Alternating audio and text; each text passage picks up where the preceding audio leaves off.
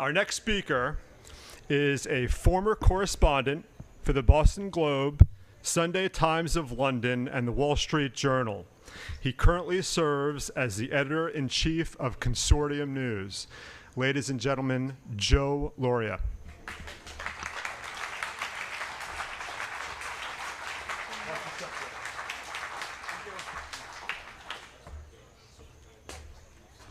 Thank you very much. Oh, and by the way, Gerald, the easy way to remember the name of the German chancellor is Fred and Ethel Merz. Just remember Fred Merz, that's his name, all right. So anyway, so last year I gave a rousing address here, and it was well appreciated, but this time I'm going to be quite subdued because of the gravity of the subject. And despite the fact that there are women here, maybe some children, and that we're talking in broad daylight, and half the town of Kingston can probably hear my voice, there's something I really need to discuss with you today. I want to talk to you about the F word, the C word, and the N word. They're all nouns. The F word can also be used as an adjective. They're all used as invectives. Today, all these words are being overused and misused. Now, contrary to what you might have heard from George Carlin, you can say them on television. The F word is being said a lot about Donald Trump these days, both as an adjective and a noun. He's even called the N word sometimes, though I think this word better applies to people in Ukraine and Israel. As F and N are closely related, let's talk about them together. And then I'll deal with the C word.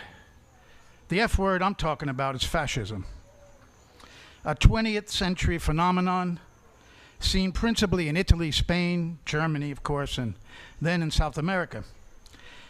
Does fascism really describe what we're seeing today in the 21st century?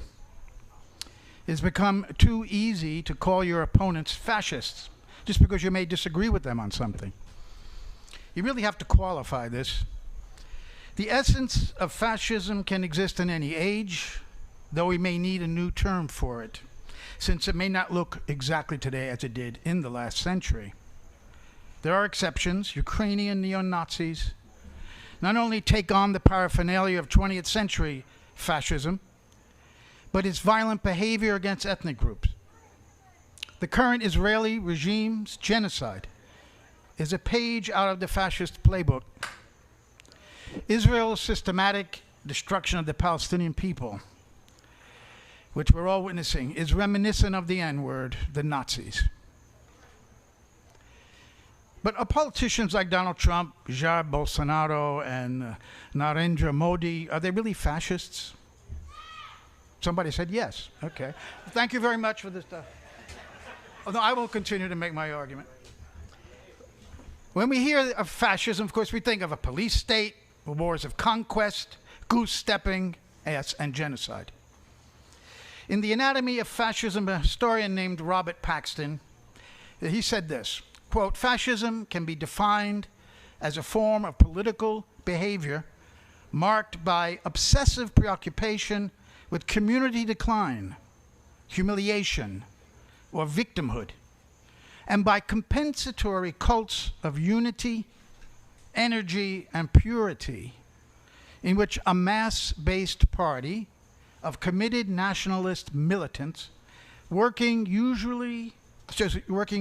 in uneasy but effective collaboration with traditional elites abandons democratic liberties and pursues with redemptive violence and without ethical or legal restraints goals of internal cleansing and external expansion." Now I'm going to break all that down, in particular in how it may relate to the Trump administration. Do these words apply to what's going on with Trump right now? Before I do that, though, Paxton differentiates, and this is important, between authoritarianism and fascism. He says that under authoritarianism, people are forced into giving up their democratic rights. However, under fascism, he says most people voluntarily give them up.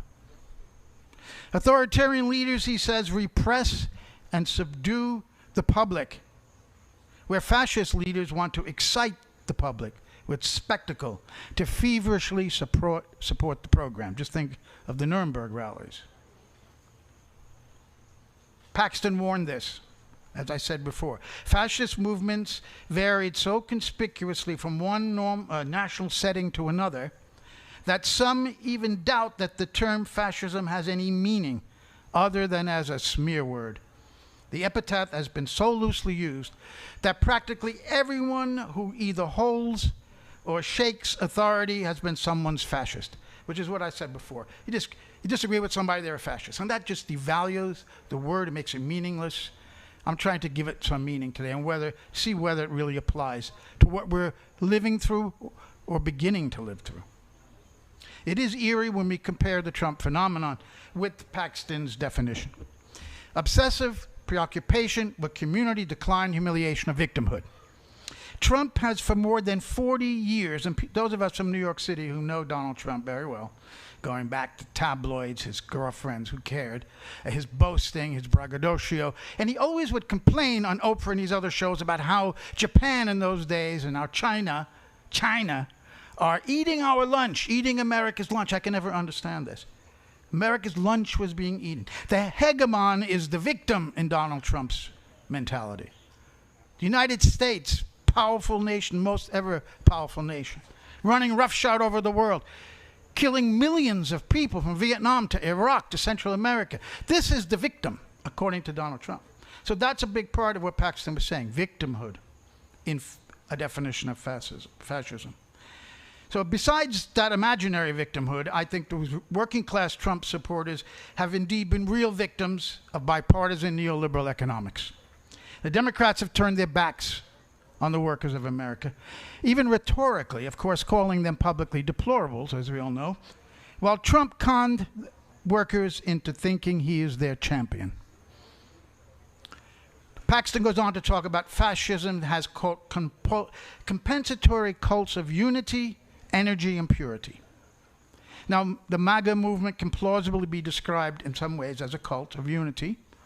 And while the anti-immigrant drive does not quite reach Hitler's mania for racial purity, it is disturbing nonetheless, especially when we see ICE acting as a sort of proto-SS. Paxton says fascism is a mass quote-based party of committed nationalist militants working in uneasy but effective collaboration with traditional elites. And there's no doubt that many traditional elites in America, many who opposed Trump in the first term, have made their peace with him as long as their interests are served. He's working with traditional elites. The final step in Paxton's definition is that this mass movement, quote, abandons democratic liberties, pursues with redemptive violence and without ethical or legal restraints goals of internal cleansing and external expansion. Certainly, a mythical American rebirth is at the heart of Trump's movement, but is it using redemptive violence to internally cleanse and externally expand the nation? Well, there are signs of it, but I don't think we're quite there yet, even though it's worrying. It's important now to point out that authoritarian and even fascistic elements have long been part of this country. Paxton names the Ku Klux Klan, for instance, in his book as a fascist group. This is a nation built, we shouldn't forget, on the genocide of internal ethnic cleansing of Native Americans and the enslavement of Africans, as well as waves of violence to expand into a world empire. I would tend to say we're still living in an authoritarian phase under Trump and not yet fascism, though it seems we may be headed that way. There is still, and why I think that is because there's still a very sizable opposition to Donald Trump in this country, so that most of the population have not voluntarily given up democratic freedoms to follow the leader. And of course, we hope that never happens.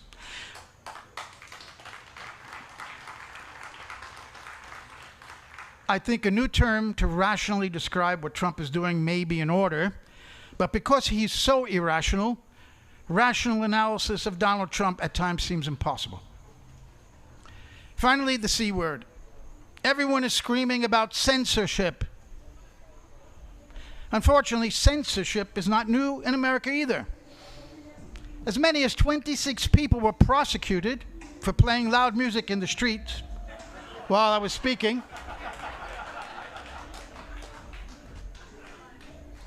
Well, there weren't 26 people in the car. So 26 people were prosecuted under the Sedition Act of 1798, mostly editors of opposition newspapers critical of President John Adams. That was only 6 years after the First Amendment was ratified. 6 years later, and it was being violated brutally, openly, blatantly by John Adams. Of course, the act was allowed to expire in 1801 under President Thomas Jefferson. But Woodrow Wilson, 100 years later or so, came within one vote in the U.S. Senate of including official censorship in the 1917 Espionage Act. One vote. So he lost that, but then he followed up with the Sedition Act of 1918, which made it, and this was passed, it became a federal offense in the United States, a country with a supposed freedom of speech enshrined in its Constitution. It became a federal offense to, quote, use disloyal, profane, scurrilous, or abusive language about the U.S. government, the Constitution, the American uniform, or the flag. Don't say anything bad about the flag when Woodrow Wilson was around, because you can wind up in jail. In fact, 2,000 people were prosecuted, Eugene Debs being one of the most famous, the head of the Socialist Party, who was running for president, and while he was in jail, got about almost 1 million votes, or some huge amount. 1,000 were convicted, including Debs, before the act was repealed in 1920. So the U.S. has known government censorship before. It was revived in a serious way by Joe Biden. The Twitter files showed that the FBI and other government agencies were directly involved in having people's posts removed from Twitter. Directly pressuring Twitter to take down these posts. That's government censorship. And then there was Biden's harebrained scheme for the Department of Homeland Security to create a disinformation governance board. Thanks to people like Rand Paul and others in Congress, that was quickly reversed, because it was such an obvious violation of the First Amendment. What were they thinking that they could try to get away with such a thing like that? Because Trump won, because of Russiagate, because the government forgot what the American government's supposed to do or cannot do. They just thought, well, we'll try to get away with this. Well, that time they didn't. So Trump came in because of this, and because by the way, he was kicked off Twitter, if you recall, when he was the president of the goddamn United States. He was kicked off Twitter, whether you agree with him or not. That's the point. When you don't agree is when you protect somebody's speech, obviously. So when he came in the second time on his inauguration day, this January, he issued on that first day an executive order barring federal employees from working with private proxies to censor the speech of Americans.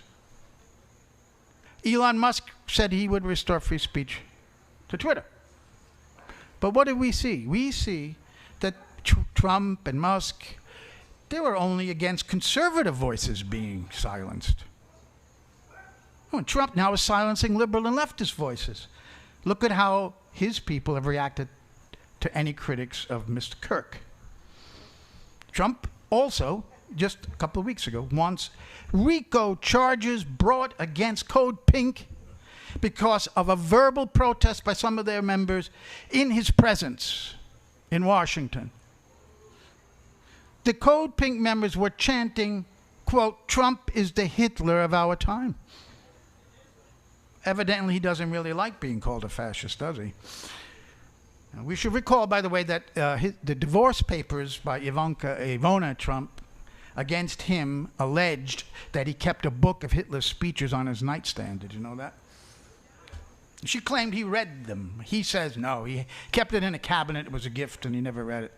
He said it was Mein Kampf, but it was actually his speeches. Anyway,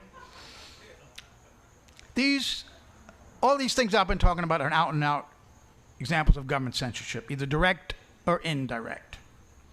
But just like the F word, fascism, and the N word, Nazi censorship, the C word, is being overused and misused, in my opinion. Now, when it comes to newspapers, I have some direct experience of what it is and what it is not.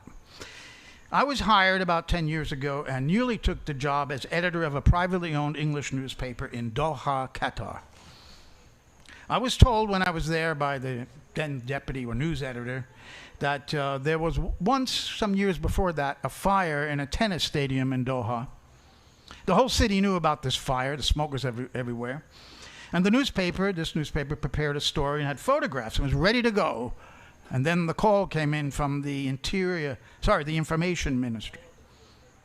Pulled the story. They pulled the story.